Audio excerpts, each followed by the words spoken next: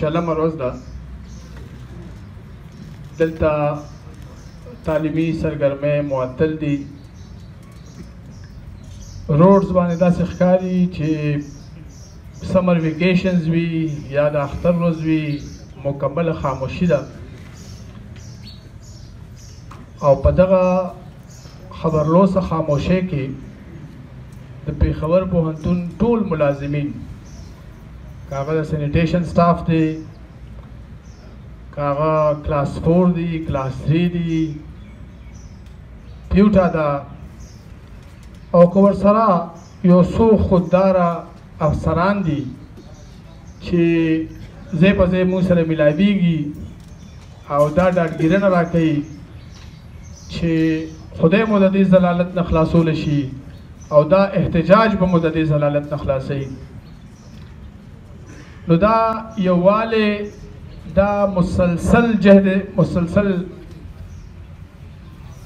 زه نه پوهېږم چې دا څنګه زما د صوبې هغه طبقه چې هغه ځان ته وایي چې موږ د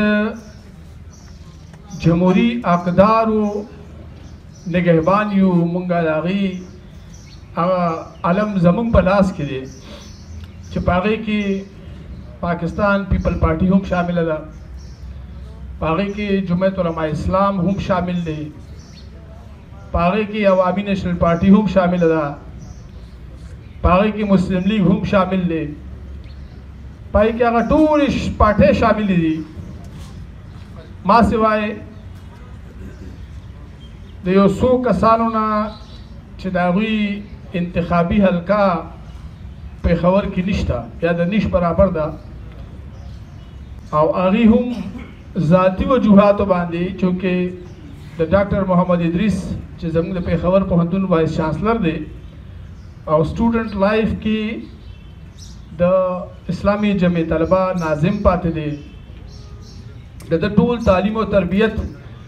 د زوالوجي پېښور یونیورسټۍ نه والې، د آی ای آر د پېښور یونیورسټۍ نه والې، د پنجاب یونیورسټۍ کې هم د جماعت اسلامي اکابرینو استادانو د پرورش کړی. نو کېدای شي د هغه احسان لاندې وي، خو د ده سوچ محور یا جماعت اسلامي ده او یا د فوج چاپلوسي ده. د دې نه اخوا دېخوا نه دی سوچ کولی شي او نه د ده تربیت چې څنګه په پنجاب کې شوی، نو د پنجاب یو خاصیت د بیروکرسي یا د پنجاب یو خپل کلتور شته، لکه د پښتنو، لکه د سندیانو. خو د پنجاب چې کوم بیروکرسي ده، نو د هغې طریقه دا ده چې ځان نه لوړ سړي ته سر ټیټ کا او ځان نه ښکته چې څومره کسان دي نو په هغې زورور ورخېجه او په دې باندې خپل قد کاټ اوچتوه. نو دا شی پېښور پوهنتون کې چې کله دلته به طور وایس چانسلر راغی، د هغې نه مخکې یو پوسټ ما کړی و او په هغې کې ما دا ویلي و چې پېښور یونیورسټۍ دپاره د یو داسې سړي نوم را روان دی چې د هغه نه یو کم 80 پروفیسران صرف په پېښور یونیورسټۍ کې سینیر دی او دا جونیر سړی دی او د ده ټریک ریکارډ چې کوم د هزاره یونیورسټۍ دی، نو هلته د ټول نظام داسې کړی دی چې د هغې اوس واپس وروستو کې به څو کاله لګي. نو حکومت دی دغه پینل کې د هر سړي چې انتخاب کوي، خو د داسې کس انتخاب دی وکړي چې هغه د پېښور یونیورسټۍ شایع نشاني، دا د 1950 یونیورسټي ده او دې ته داسې یو امیچور کس مه راولئ. هغه شانتې وشوه او نن دا 3م کال دی او 3م ځل یونیورسټۍ ملازمین په یو اواز یو موټی په احتجاج ناست دي. خو دې نه مخکې چې 2 ځله په احتجاج ناست وو او میاشت احتجاج وشو، په هغې کې یو احتجاج د فضل ناصر صاحب په مشرۍ کې وشو، په هغې کې په یونیورسټي روډ په صوبایي اسمبلۍ مخې ته وال ټکوله وشو. بیا 2م احتجاج زه صدر وم، هغه وخت کې وشو، په هغې کې هم چې څه کیسې وشوې. نو هغه وخت خو زمونږ یو ګیله یا یو څیز داسې نه جوړېده چې کم حکومتو د پی ټي آی د تحریک انصاف عمغي دا وایس چانسلر کړی و، نو د هغوی بیا د هغې نه دا تمه کول چې دا نااهله کسان صرف پېښور یونیورسټۍ کې نه، تاسو ټول صوبه کې نظر وګرځوئ د پی ټی آی په دې کلونو کې چې کم خلک کم ځای کې وایس چانسلر شوي دي. تاسو ګورئ په سوات کې یو سړی وایس چانسلر شوی دی، د دویم ماشوم به د انګریزي مضمون د هغه نه ښکلی وي په سوشل میډیا د هغه وایرل ده. تاسو وګورئ زما داسې وایس چانسلران دلته په دې کیمپس ناست دي چې هغوی د خپل ټي اې ډي اې بل دپاره په سیکریټریټ کې د بابوګانو مینتې کوي. داسې کم ظرفه خلکه قصدن په دې صوبه کې وایس چانسلران ولګېدل شول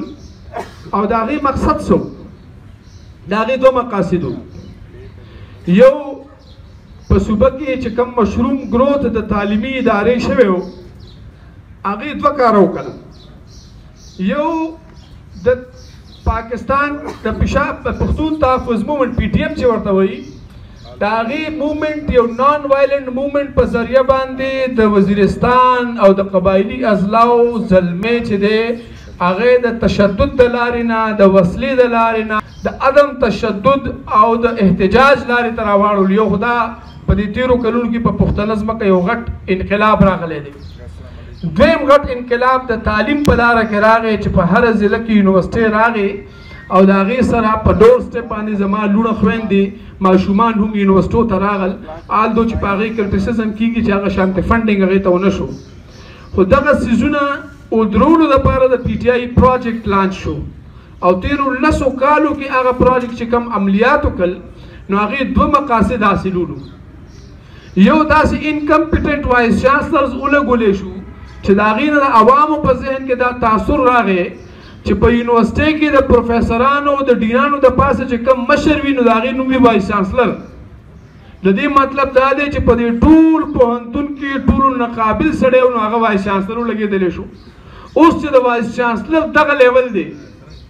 تاسو ګورئ زموږ د آرمي چیف زیات بغیر د لیکلو نه تقریر نه کوي ځکه که تقریر وکړو بې پته لګي کوم سلیمان صاحب چې خبره وکړه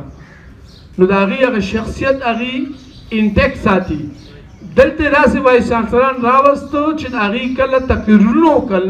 خوله یې پرانېسته، خبرې وکړې، عملونه یې وکړل، اقدامات یې واخیسته نو عوامو د هغه وایس چانسلرانو نه نفرت جوړ شو چې دا خو نااهله دي، د دې خو هغه حیثیت نشته، د دې خو هغه معیار نشته. نو چې کله د دغه وایس چانسلرانو معیار وکتو نو بیا په دغه تله باندې موږ ټول وتللو. چېرې د ادریس دا لیول دی نو جمیل به څه وي او یاسین اقبال به څه وي او قاضي نعیم به څه وي او انوش به څه وي او بل پروفیسر به څه وي او بل پروفیسر به څه وي. چې ډاکټر ادریس داسې دی نو د ده حمید جان صاحب به څنګه لا استاد و، د ده رؤف به لا څنګه استاد و، د ده نور استادان به لا څنګه.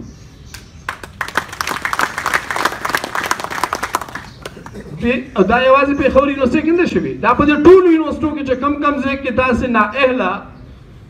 کم ظرفه کسان وایس چانسلران لګېدلی شوي دي نو د هغې د عمل په شا باندې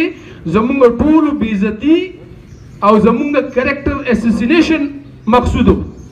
مقصد یې دا و چې د یونیورسټۍ د دې پروفیسرانو د خلکو زړه تور شي چې دا خو بیکاره دي او دغه ذریعې سره د سرکاري تعلیمي ادارو کې واحد چې کوم لیول باندې تعلیم سرکار په کور کې محفوظ و د خلکو د هغې یو قدر یو ذهن کې عزت و هغه و یونیورسټي سکولو کالجونه خو هسې پرایویټ سیکټر ته تللي. اوس